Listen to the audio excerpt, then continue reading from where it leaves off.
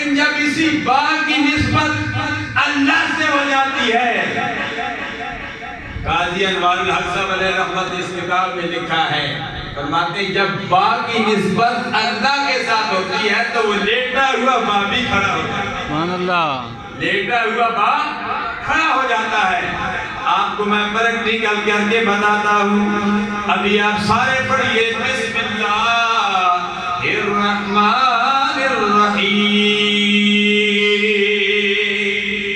جب بسم اللہ پڑھتے ہیں، پڑھے لکھے حضرات موجود ہیں، بسم اللہ پڑھنے میں بھی لکھنے میں بھی پہلے لکھنے میں با لیٹا ہوا تھا، لیکن جب بات ہو رب کے ساتھ نسبت ہو گئی، با بھی کھڑا ہو گیا، با کو بھی بلندی مل گئی، با کو بھی رفت مل گئی. لکھنے میں با کو ہم ایسے لکھتے ہیں، اوپر با بھی کھڑا ہو جاتا ہے، آگے سین لکھتے ہیں.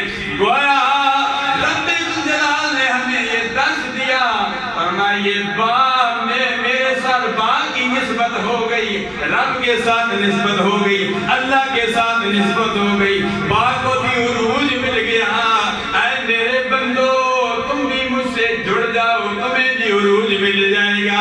فرمایا مجھ سے جڑنا تمہارا ظاہری طور پر مشکل ہے، فرمایا میرے پیارے حبیب کے ساتھ جڑ جاؤ، میرے پیارے حبیب کے ترانے گانے شروع کر دو، میلاد منانا شروع کر دو، الصلاۃ والسلام علیک یا رسول اللہ پڑھنا شروع کر دو، انگوٹھے چوم کر آنکھوں پہ لگانا شروع کر دو، صلی اللہ علیہ وسلم پڑھنا شروع کر دو.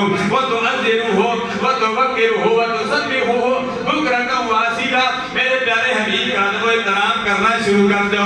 فرمایا جب تم میرے پیارے حبیب سے جڑ جاؤ گے، میرے ساتھ جڑ جاؤ گے، کیونکہ مَن يُطِعِ الرَّسُولَ فَقَدْ أَطَاعَ اللَّهَ. جس نے میرے پیارے حبیب کی اطاعت کی تو اس نے رب کی ہی اطاعت کی. رب ذوالجلال فرماتا ہے بسم اللہ الرحمن الرحیم. سورہ نمل پڑھیے.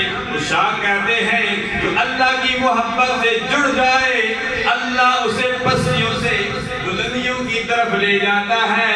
بندہ پستی کی طرف ہوتا ہے، رب سے جڑ جاتا ہے، رب ذوالجلال اس کو بلندیوں کی طرف لے جاتا ہے. میں مدینہ میں خوشبو مدینہ میں آنے والوں کبھی آپ